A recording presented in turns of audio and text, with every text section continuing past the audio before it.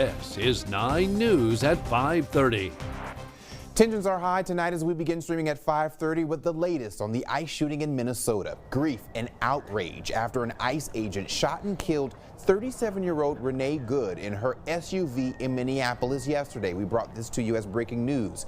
Protests continue as a growing memorial can be seen in remembrance of her. One woman remembering the woman as a neighbor and a mom.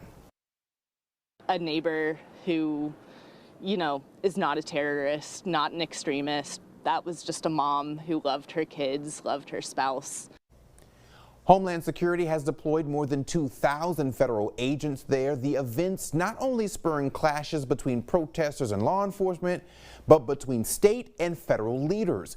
We have team coverage tonight, starting with Usher Karashi. Protests boiled over in Minneapolis, officers scuffling with a growing crowd outside a federal building that's serving as the base of the immigration crackdown. We are not here to attack. We are not here to provoke. We are here to prevent, and we are here to keep our neighbors safe. State and local officials are demanding ICE leave the city after an officer shot and killed an SUV driver on Wednesday. This was an act of domestic terrorism. Homeland Security Secretary Kristi Noem says the officer was hit by the SUV and treated in the hospital. She says he had followed his training when he fired shots at the 37-year-old mother of 3 who was behind the wheel. This vehicle was used to hit this officer. It was used as a weapon, and the officer feels as though his life was in jeopardy. Local officials say that's not what the video shows and accuse federal authorities of spreading propaganda. Adding to the tension here in Minneapolis is that the U.S. Attorney's Office has blocked state authorities from the investigation into that shooting, leaving it to the FBI. Minnesota's governor says that's a mistake and asked ICE to leave. Let us, the professionals, handle this on Minnesota soil, this investigation. De-escalate this situation by removing yourselves from this situation with these 2,000 agents that were put here. At the White House press briefing, the Trump administration said that won't be happening. The immigration crackdown will continue in Minnesota, as well as door-to-door investigations to root out fraud. Usher Qureshi, CBS News, Minneapolis. Tonight, we are hearing more from the Trump administration about that deadly shooting. Vice President J.D. Vance making an appearance in the White House briefing room, where he defended ICE agents and took a question from our White House correspondent John Decker. He continues our team coverage. Vice President J.D. Vance is doubling down on the Trump administration's immigration enforcement tactics as he defended an ICE officer who fatally shot a woman in Minneapolis this week. Thank you. Great. Well, good afternoon, everybody. In a rare appearance in the White House briefing room, the vice president lashed out at what he called left-wing radicals for inflaming tensions over Wednesday's deadly ICE shooting in Minneapolis. The president stands with ICE. I stand with ICE. We stand with all of our law enforcement officers. Vice President Vance said that based on what he saw in the video, the deceased 37-year-old woman was there to interfere with a legitimate law enforcement operation. Vance's conclusions led me to ask this question to the vice president. What's your message to the leaders in Minnesota, the governor of Minnesota, the mayor of Minneapolis, to calm down the situation on the ground, on the streets? What's your message also to those protesters who saw that video in a completely different way than you saw that video? Well, first of all, I think if you watch every angle of that video, there is one angle where if you squint, you can maybe tell yourself that it's not clear what happened. But when you look at all angles of that video, it is very clear that her vehicle went right for the guy. She actually collided with him. And then that's, of course, when he fired his shots. That's obvious, okay?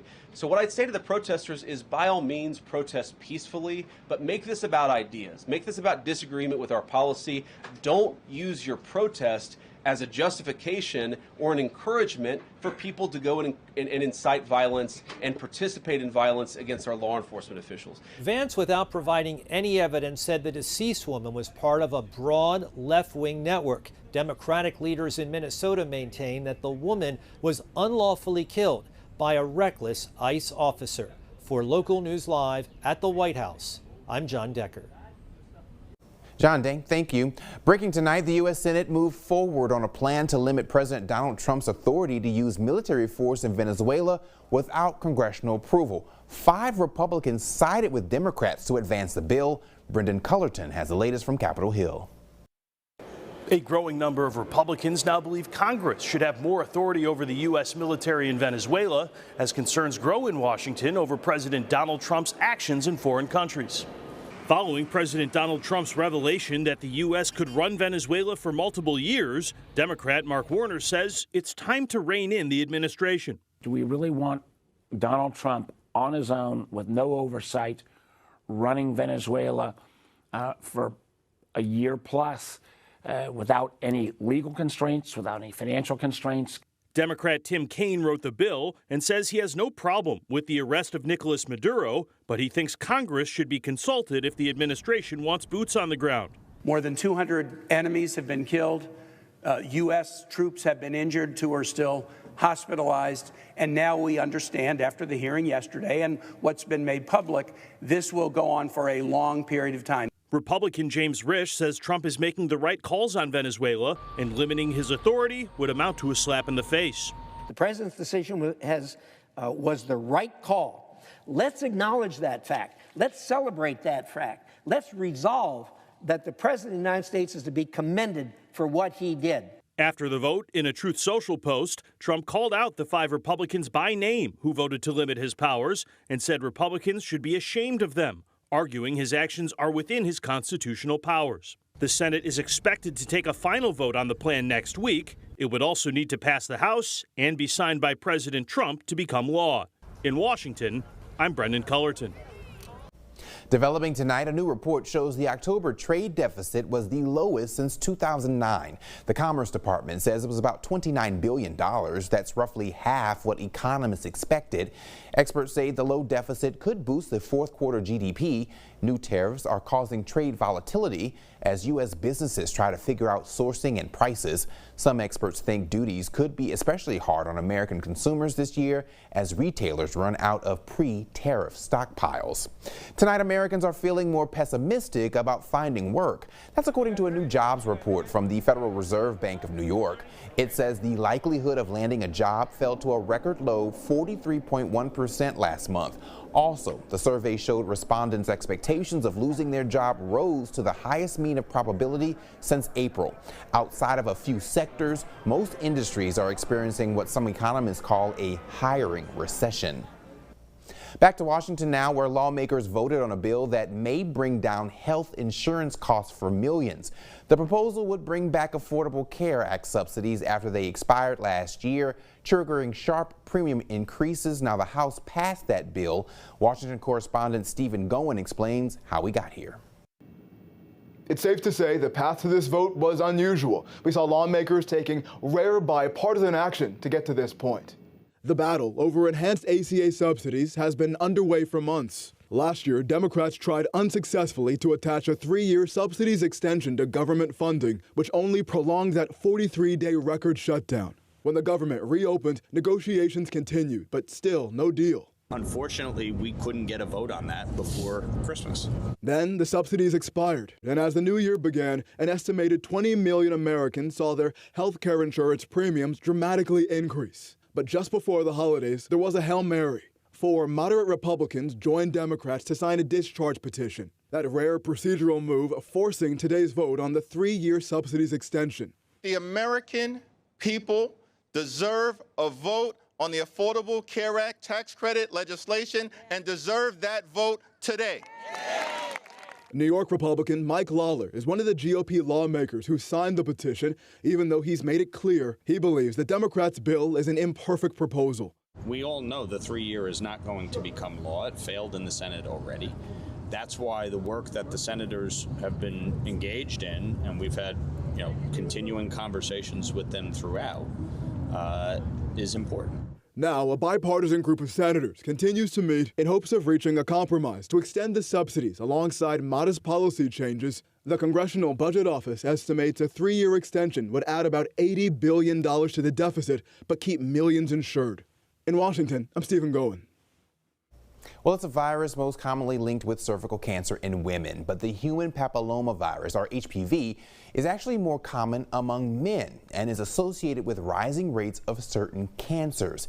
Mandy Gaither explains.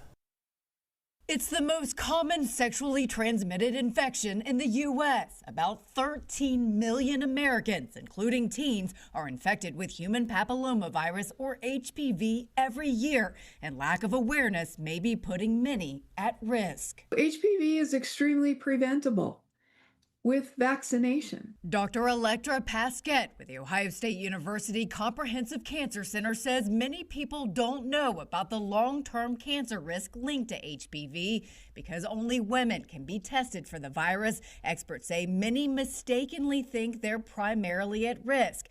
But every year in the U.S., HPV causes about 36,000 cases of cancer in both women and men. It can remain in the body for many, many years, but it inserts itself into the DNA and can cause cancer to develop in up to 6 different sites of the body. Those sites where cancer can appear from HPV are the cervix, vagina, vulva, penis, and in both men and women, the anus, as well as cancer in the back of the throat. But the CDC says HPV vaccination can prevent more than 90% of these cancers. It is now recommended for boys and girls starting at age 9 and going through age 18. There is also a catch-up vaccine available up to age 26, and then from 26 to age 45 with shared decision-making with a physician. For Health Minute, I'm Mandy Gaither. Now to a consumer alert. Evenflo issuing a voluntary recall for thousands of its 4-in-1 car seats for safety concerns in the reclined position.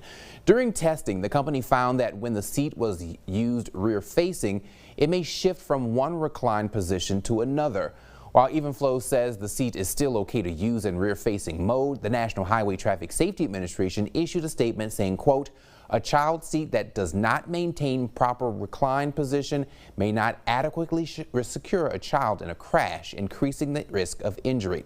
So far, no injuries have been reported. Well, it's been 3 years since the deadly police beating of Tyree Nichols in Tennessee. Last night, a candlelight vigil was held in honor of him in Memphis. In 2023, Nichols was pulled over by police on suspicion of reckless driving. He ran off after he was pulled from the car, pepper sprayed, and hit with a taser. Following his arrest, he was hospitalized in critical condition.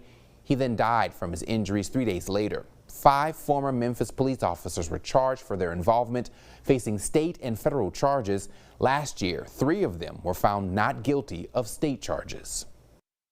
3 years later, and we still don't have any justice for my son. The whole world saw what happened to my son. I can't continue to live like this. We need justice so that we can heal. A U.S. district judge has approved a request for new trials for the 3 former officers who were acquitted. The other 2 officers involved pleaded guilty and testified against the 3 who had maintained their innocence. A 6th officer was also fired but did not face charges. Security footage, 911 calls, and body-worn camera footage show what unfolded at a construction site that led to a man attempting to run over police officers with a front loader. Take a look. Officers responding to a reported theft of a front loader construction vehicle. Before they got there, the person who called 911 told them they had security video of a man, later identified as Juan Recon Carreno, jumping a fence into a secure construction site and attempting to, quote, hotwire a piece of heavy equipment. During the confrontation, investigators say the man threatened to kill the security guard while armed with a screwdriver.